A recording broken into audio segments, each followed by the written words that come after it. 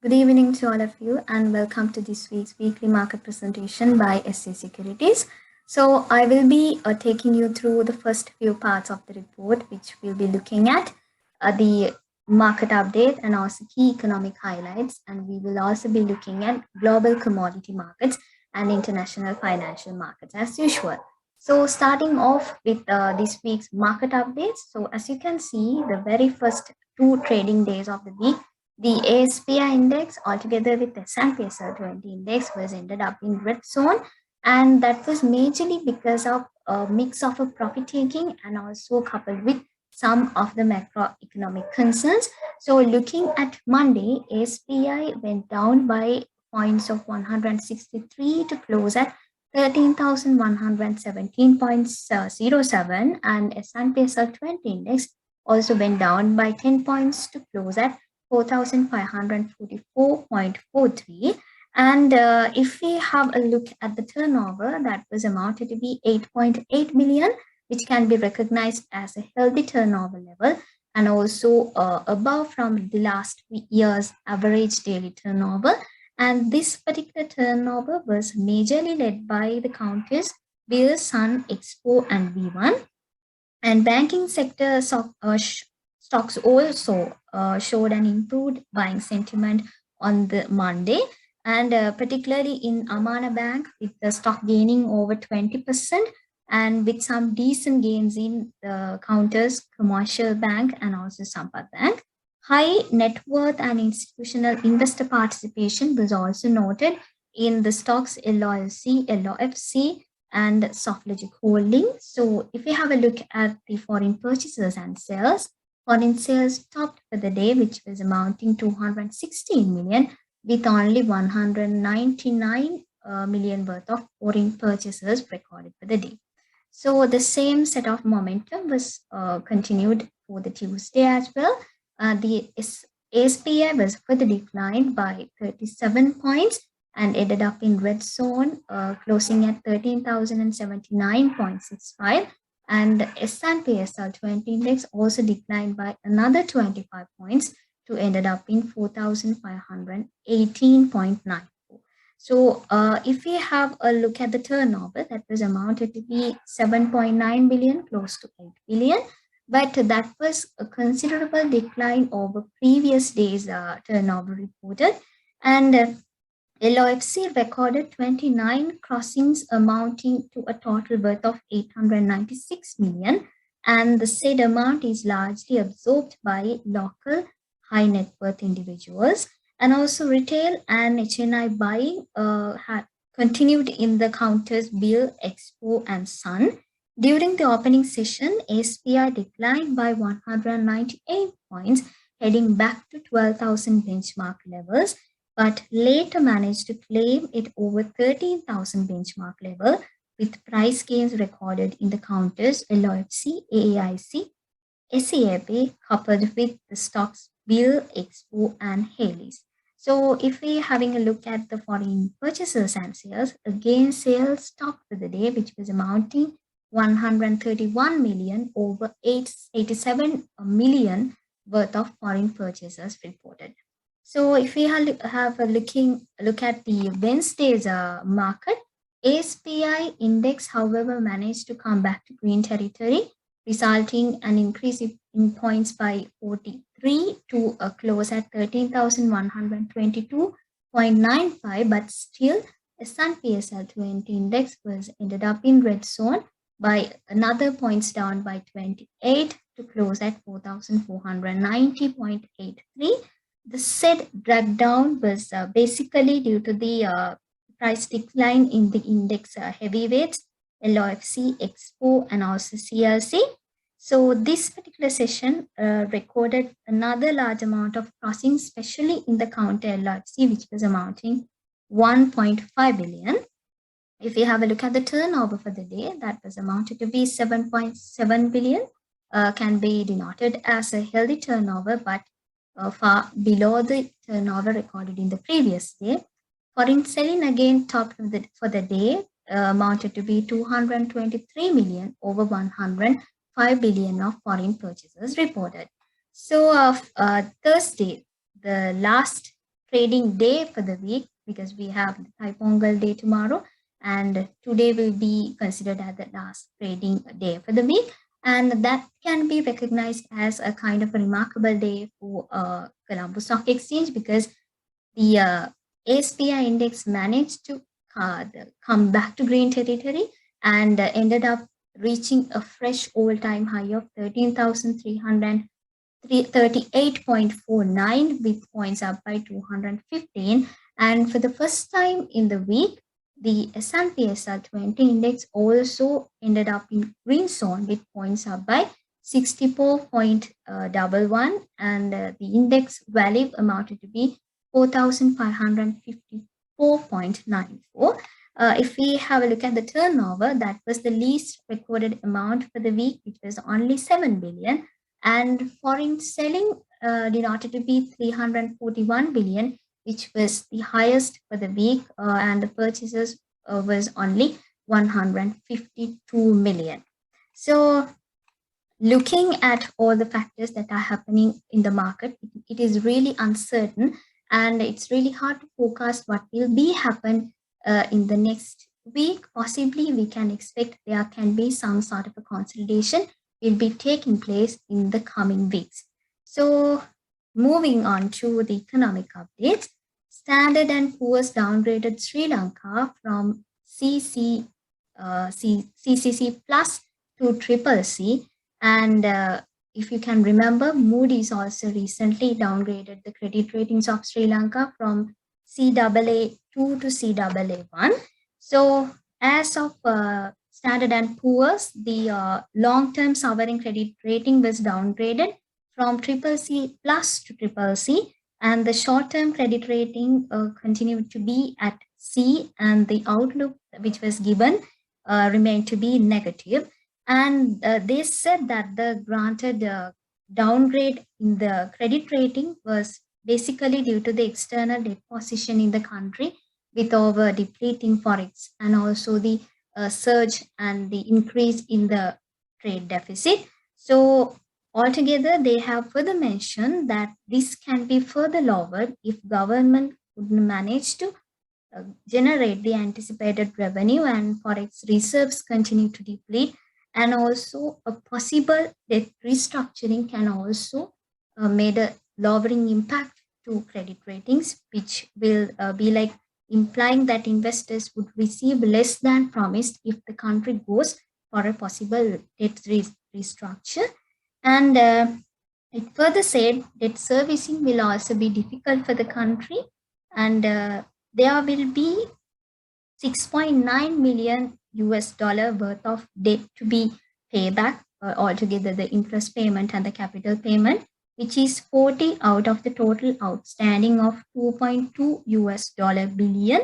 And that particular amount is said to be 40% of outstanding, and 4.2 million US dollar worth of amount is due to foreigners.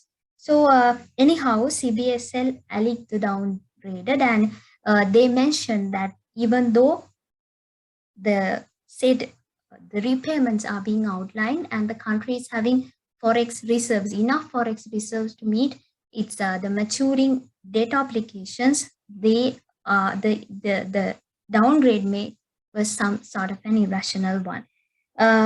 So on the other hand, Sri Lanka says no to IMF bailout but continue to seek support from China. Sri Lanka has recently requested support from China to for a possible debt restructuring, and also it said like China has agreed to provide further financial assistance to support the ongoing crisis within the Sri Lanka.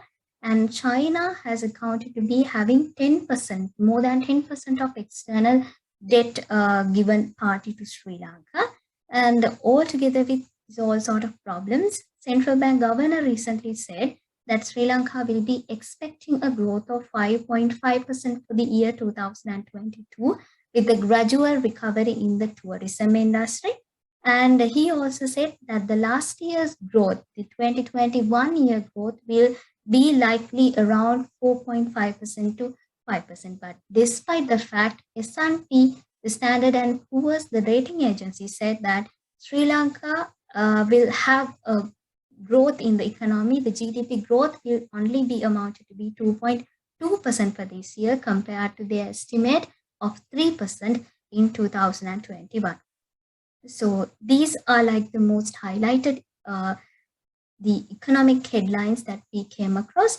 Other than that, it reported that national carrier to bring back into profits after 2 decades, and also SL Airlines is going to collaborate with American Airlines, and the construction of East Container Terminal recommences by a president after years of silence. So then looking at the treasury yields, it continued to go around 8%, where the 3 months treasury yield went up from 8.26% to 8.38%, 12 basis points up, and 6 month treasury yield also went up to 8.4% over 8.3%, and 12-month yield also went up to 8.44% over 8.39%. And the auction was held yesterday, 12, and CBSL accepted the entire bid worth of 81 billion rupees. So the foreign exchange rate, if we have a look at the exchange rates, rupee continued to depreciate against the four currencies we've been considering: USD, GBP, EUR, and JPY this week as well. So when it comes to global commodity markets, oil prices went up due to fuel stocks in US, and also investor sentiment is stronger that there will be a strong recovery in the economy, which will boost the demand for oil. And gold prices also advanced during the week, and that is ahead of US inflation data, and together with the treasury yields had an impact on the dollar declining. And also copper prices also topped with renewed supply concerns, and the soaring energy prices and the production cuts also led for a price increase in aluminium as well. So far, around 650,000 tons of capacity has been shut down, and expecting that another 900,000 tons to be completely, fully, or partially will be shut down in near future. So when it comes to international financial markets, so US consumer prices recorded to surge at around 7% in the December, and that was denoted to be a higher number after like 40 years. And despite the fact that was majorly due to the strong demand, despite the scarce supply in majority of the key commodities, including cars, housing costs were up by 4.1% year on year, while cost of groceries rose by 6.5%. So despite the said increase in the inflation rates, market actually performed very well. That is because anyhow the said increase in the inflation, investors were expecting that kind of a bad figure to come out. So since their expectations in line with the figures released, they actually most positive for last couple of trading days, and the S&P 500 index, Nasdaq, and Dow Jones index, the three main industrial indexes in US went up, and altogether with the European and Asian markets. But anyhow, Asian markets dragged down on Thursday. That is majorly because of the weakness in Chinese economic data, even though the US inflation data gives some sort of a relief to investors to look positively over the coming period. So this particular thing signals that Fed need not to go for that sort of a faster and tightening in monetary policy, since because the statistics are being with their expectations. So that basically from my end, from here onwards, presentation will be continued by Harin. Over to you.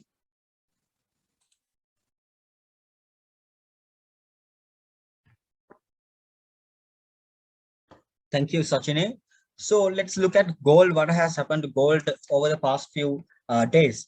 So looking at gold, the price seems to be trading above the level of 1,800. So we'll be able to expect it reaching the daily resistance of 1,840, 1,860, long as it sustains over the level of 1,800, because 1,800 being the psychological area. So the RSI comes to a level of 44.16, and the market has been closed now. So sorry, 57.25. So the market has been closed now, and what we can see from the moving averages also, the price is trading above the moving averages, and clearly we had a high over the level of on 31st December and 3rd January. We were able to see how the price made a high of 1,831.835, and for this year, and then again to we were able to see a bearish candle testing the level of coming to the level of near to the level of 1,800, 1,810, and got rejected. So on Monday onwards, we might be able to see some sort of a bullish momentum, and the daily resistance of 1,840, 1,860 could be once again tested. So looking at our all share index, so all share index, we were able to see the index getting rejected over the level of a daily resistance 13,450, 13,500, and the RSI still remains at the overbought area, which is 79.62. So after reaching the daily resistance 13,450, 13,500, the market came down to the daily support level 12,950, 13,000, after initially making a low of 12,922.21. So again, on 13th, we were able to see a bullish candle appearing where it opened at 13,125.67 and made a high of 13,373.71 and managed to close at 13,338.49. So on Monday onwards, will be able to see the daily resistance of 13,450, 13,500 will be once again tested. However, the index seems to be quite consolidating over the level of 13,000 and 13,500.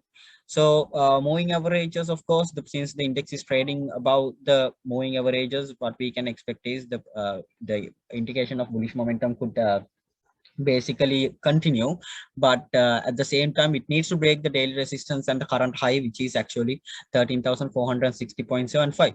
so at the moment it could range over the level of 13,000 and 13,500, and a sudden breakout about 13,500 would initially basically make its bullish momentum to the next daily resistance of 13,950, 14,000.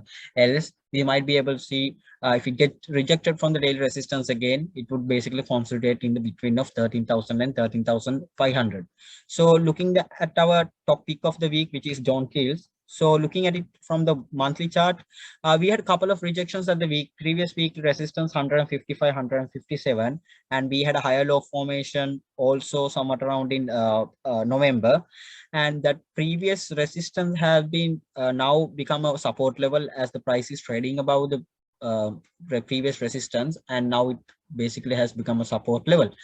So over the past few months, years, and we were able to see how the price is actually consolidating in between a level of 1,000, in between a level of 130 and 180. So therefore, the next month resistance is at 175, 180. So that could be basically initially tested once again, since the price is trading about the weekly support 155, 157. So moving averages, of course, indicates a bullish momentum once again, since the price is trading above both the 18 and 8 moving averages that I have used.